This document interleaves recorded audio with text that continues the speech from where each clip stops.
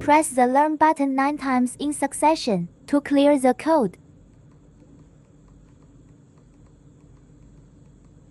Press again for pairing. Press the remote control. The module light flashes. Pairing is successful. The second button is for on-off, the first button is for speed up, and the third button is for speed down.